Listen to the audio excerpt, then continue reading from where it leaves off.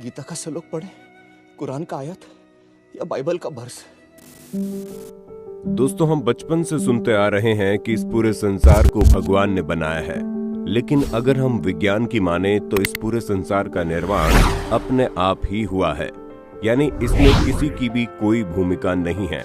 वहीं अगर हम दुनिया में मौजूद धर्म और जाति को मानने वाले लोगों की बात करें तो उनके मुताबिक इस संसार को भगवान चला रहा है।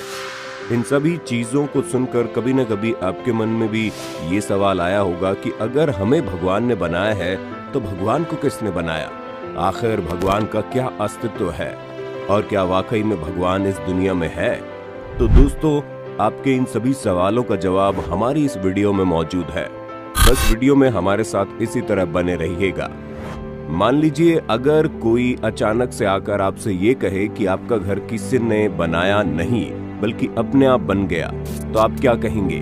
जाहिर सी बात है, आप उससे यही कहेंगे कि ये घर अपने आप नहीं बना बल्कि इसे इंसानों ने मिलकर बनाया है। और इतने पर से ही अगर सामने वाला बंदा कहने लगे कि साबित करो कि इसे इंसानों ने बनाया है, तो आप कैसे साबित करेंगे? अब दोस्तों, इस चीज को साबित करने के लिए सिर्फ और सिर्फ एक ही शब्द काफी है, और वो है व्यवस्था, यानी कि अरेंजमेंट। अगर आपके पास चीजों की व्यवस्था मौजूद है तो आप किसी भी चीज का निर्माण कर सकते हैं। और जब बात व्यवस्था की आती है तो व्यवस्था कभी भी अपने आप नहीं बन सकती। अब जाहिर सी बात है, आपका घर पूरी तरह से व्यवस्थित है, यानी कि यहाँ पर घर को सुरक्षित रखने के लिए दरवाजे लगे हैं, हवा आने जाने के लिए खिड़कियां हैं। अगर आप और ज्यादा खर्चा करें तो घर पूरा टाइल्स का बन सकता है। अगर और भी ज्यादा खर्चा करें तो पूरे घर में एसी लग सकती है। ये सब कुछ आपकी व्यवस्था पर डिपेंड करता है कि आपको किस तरह का आउटकम मिल रहा है, यानी कि आपके परिणाम किस तरह के हो रहे हैं। ऐसे में जाहिर सी बात है, व्यवस्थाएं अपने आप तो बन नहीं सकती। अब आप जरा प्रकृति की तरफ नजर डालिए, क्या आपको इसमें कोई भी व्यवस्था नहीं दिखती? आप खुद ही सोचिए, जब कोई बच्चा जन्म लेता है तो वो 6 महीने तक कुछ भी खा पी नहीं सकता, और उसी टाइम माँ के स्तन में दूध उतर आता है, जिसे पीकर वो जिंदा रहता है और सारे पौष्टिक तत्व अपने अंदर लाता है। अरे ये तो बहुत बड़ी बात हो गई। हम इंसान ऑक्सीजन लेकर कार्बन डाइऑक्साइड छोड़ते हैं, वहीं पेड़ कार्बन डाइऑक्साइड लेकर ऑक्सीजन छोड़ते हैं। तो क्या ये व्यवस्था नहीं है? यानी कि हम इंसान और पेड़ दोनों ही जिंदा रहने के लिए एक दूसरे पर डिपेंडेंट है। अब ये व्यवस्था नहीं है तो और क्या है? हमारी पृथ्वी 23 डिग्री पर झुकी हुई है ताकि मौसम बदलते रहें। गर्मी पड़ने पर तेज बारिश होती है, जिससे समुद्र का स्तर बढ़ जाता है और सभी जीव जंतुओं की प्यास तो बुझती है, उसके साथ साथ ठंडक का भी अनुभव होता है। और कभी भी मौसम बहुत ही जल्दी नहीं बदलता, बल्कि वो धीरे धीरे बदलता है ताकि इंसान उसके हिसाब से अपने आप को ढाल सके। और ये भी प्रकृति की व्यवस्था ही है। वरना खुद ही सोचिए, अगर दिन में पारा 50 डिग्री सेल्सियस हो और शाम को वही पारा 10 डिग्री सेल्सियस हो जाए तो इंसान इतनी जल्दी बदलते तापमान की वजह से पागल सा हो जाएगा। लेकिन आज तक ऐसा नहीं हुआ, क्योंकि प्रकृति को व्यवस्थित रहना आता है। अब इन सभी व्यवस्थाओं को जिस किसी ने भी बनाया है, आप उसे अल्लाह, वाहिगुरु, भगवान या गॉड कुछ भी कह सकते हैं। ये टोटली आप पर डिपेंड करता है। पर यहाँ सवाल ये उठता है कि अगर भगवान ने हमें बनाया है तो भगवान को किसने बनाया? भगवान कहाँ से आया? दोस्तों, हम इस सवाल का जवाब बताएं उससे पहले आप हमें बताइए कि आपके अकॉर्डिंग भगवान अस्तित्व में है या फिर विज्ञान की कही बातें सच है। अपना जवाब अपने होस्ट दोस्त सैम को कमेंट करके जरूर बताइएगा। जी हाँ, अब आते हैं उस सवाल पर जिसका जवाब जानने के लिए आप बेसब्री से इंतजार कर रहे हैं। पर जवाब बताने से पहले आप जरा यहाँ देखिए, ये हमारी पृथ्वी है, जिसका डायमीटर करीब 13,000 किलोमीटर है। पृथ्वी से करीब 17 गुना बड़ा ग्रह नेपच्यून है, और हमारे सौरमंडल का शनि यानी सैटर्न हमारी पृथ्वी से करीब 760 गुना बड़ा है। पर अगर हम पूरे सूर्य मंडल के सबसे बड़े ग्रह की बात करें तो वो कोई और नहीं बल्कि जुपिटर है। वो इतना बड़ा है कि इसमें एक साथ 1300 पृथ्वियां समा सकती हैं। और दोस्तों, अगर हम सूर्य की बात करें तो हमारे इस तारे में करीब 1,30,000 पृथ्वी समा सकती है, जिससे आप समझ गए होंगे कि हमारा सूर्य कितना बड़ा है। परंतु अगर आप सूर्य की तुलना सीरियस नामक तारे से करें तो इसके आगे सूर्य भी दूध पीते बच्चे की तरह दिखाई देगा। पर सबसे बड़ा तारा ये नहीं है, बल्कि इससे भी बड़े कई और तारे ब्रह्मांड में मौजूद हैं। और ये तारे कितने बड़े हो सकते हैं ये तो हम और आप सोच भी नहीं सकते। जहां इनका साइज हमारी पृथ्वी से करोड़ों गुना ज्यादा बड़ा होगा, जिससे आप समझ सकते हैं कि हमारे ब्रह्मांड का विस्तार कितना ज्यादा हुआ है। आप देख सकते हैं कि हमारी आकाश गंगा यानी कि मिल्की वे है, और यहाँ से आप देखेंगे कि आपको हमारी पृथ्वी लाख गुना जूम करने पर भी दिखाई नहीं देगी। पर बात यहीं पर खत्म नहीं होती, क्योंकि ये तो बस शुरुआत है। असल में ऐसी ही न जाने कितनी सारी आकाश गंगा है, जिनमें खरबों अरबों तारे, सूर्य ग्रह और पृथ्वी जैसे ग्रह भी मौजूद होंगे। और इन सब से मिलकर बना है हमारा ब्रह्मांड, जो कितना ज्यादा बड़ा है वो तो आपकी आंखें खुद ही समझ गई होंगी।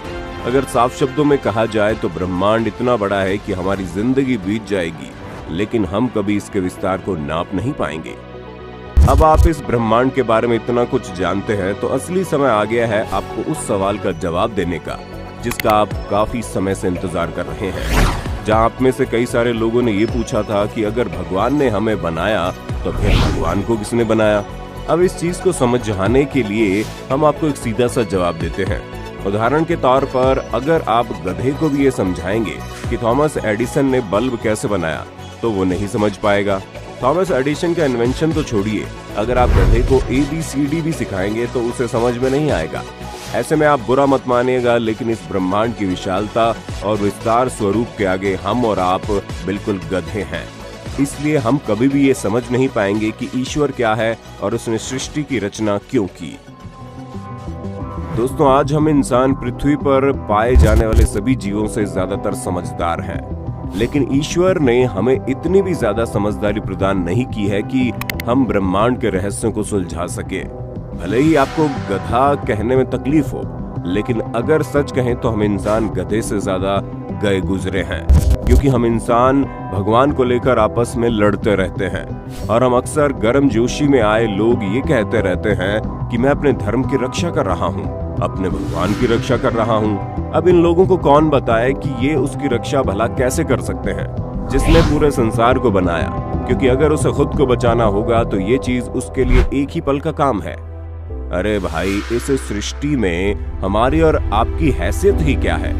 हम और आप एक कीटाणु की तरह हैं। इसीलिए तो हमारी जिंदगी में तरह तरह के दुख और परेशानियां चला करती हैं। ऊपर से हम सारी चीजों को छोड़कर मंदिर मस्जिद किया करते हैं। अब आप खुद ही बताइए, जिसने इस पूरे ब्रह्मांड को बनाया, इस ब्रह्मांड में इतने सारे अलग अलग तरह के ग्रह हैं। किसी में हीरे गिरते हैं तो कहीं पर सोना भरा पड़ा है, तो कहीं पर बर्फ की ठंडक मिलती है। अब इतनी सारी सुंदर सुंदर जगहों को छोड़कर ईश्वर हमारे और आपके मंदिरों में रहने क्यों आएंगे? और ये जो हम ईश्वर, अल्लाह, वाहिगुरु और गॉड किया करते हैं, क्या आपको पता है इनका यही नाम है? अरे ये भी तो हो सकता है कि अल्लाह का नाम अल्लाह ना होकर ईश्वर हो, और ईश्वर का नाम ईश्वर ना होकर वाहिगुरु हो। उन्होंने तो आकर आपको बताया नहीं कि उनका नाम क्या है। ऐसे में हम अपने दिमाग में ख्याली पुलाव बनाकर इतनी सारी लड़ाइयां क्यों लड़ रहे हैं? क्योंकि अगर देखा जाए तो दुनिया में चल रही आधे से ज्यादा लड़ाइयां धर्म और जाति पर ही होती हैं। और ये हाल केवल भारत का ही नहीं है, बल्कि आपको बाहर भी ऐसी चीजें देखने को मिलेंगी जहां लोग काला गोरा करके एक दूसरे को नीचा दिखाने में लगे हैं। अब आप खुद ही बताइए, ये सब करके भला हम इंसान कैसे किसी गधे से अपने आप को समझदार बता सकते हैं? अगर हम सही मायनों में देखें तो हमसे ज्यादा सही तो जानवर होते हैं, जो अगर किसी चीज के बारे में नहीं जानते तो उसके बारे में फालतू की बातें बोलकर अपना हाथ पैर नहीं पटकते। लेकिन इंसानों को ये चीज समझ में नहीं आती कि किस जगह पर कौन सी बात कहनी है और कौन सी नहीं। अगर हम साफ शब्दों में कहें तो भगवान वो शक्ति है जिसने हम सबको एक करके रखा है। एक जानवर दूसरे जानवर का भोजन बनता है, दूसरा जानवर तीसरे जानवर का भोजन बनता है, तीसरा जानवर चौथे जानवर का भोजन बनता है, और इसी तरह ये फूड साइकिल चलती रहती है। इन सारी चीजों को व्यवस्थित करने वाली जो शक्तियां हैं, उसे ही हम ईश्वर कहते हैं। वो किसी भी रूप में हो सकती है।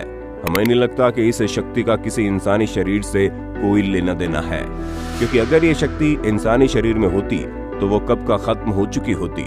इसलिए शक्ति अमर है, अजर है, और इसका अस्तित्व हमारी और आपकी समझ से बहुत ऊपर है। इसलिए इस अलौकिक शक्ति को आपके द्वारा की जाने वाली किसी भी प्रकार की भक्ति की कोई जरूरत नहीं है। ना ही आपके चद्दर की जरूरत है, ना ही आपके चढ़ावे की। आप जो कुछ भी करेंगे सिर्फ और सिर्फ अपनी शांति के लिए करेंगे। उम्मीद है आप समझ गए होंगे कि भगवान का अस्तित्व है भी और नहीं भी। अब ये आपके ऊपर निर्भर करता है कि आप इस अलौकिक शक्ति को किस तरह से देखते हैं। ये ठीक उसी तरह है जिस तरह आप अपनी जिंदगी को देखते हैं। आप अपनी जिंदगी में सिर्फ और सिर्फ अच्छी चीजों के बारे में सोचेंगे, अच्छी चीजें करेंगे, तो आपकी जिंदगी में आप भी सिर्फ खुशियां ही खुशियां पाएंगे। लेकिन अगर आपका ध्यान सिर्फ बुरी चीजों में होगा तो अच्छी चीजें आपकी जिंदगी में हो ही नहीं सकती। इसलिए आप ईश्वर को माने या ना माने, लेकिन इस अलौकिक शक्ति को आपको मानना ही पड़ेगा, जो इस पूरे संसार को चला रही है, जिसने इस पूरी प्रकृति को इस आधार पर तैयार किया है कि यहाँ पर रहने वाला छोटे से छोटा जीव भी जीवन जीने लायक बन सके। अब आपका इसके बारे में क्या कहना है, हमें कमेंट करके जरूर बताइए। और इसी तरह के इंटरेस्टिंग वीडियोस को लगातार देखते रहने के लिए चैनल को लाइक, शेयर और सब्सक्राइब करना बिल्कुल ना भूलें।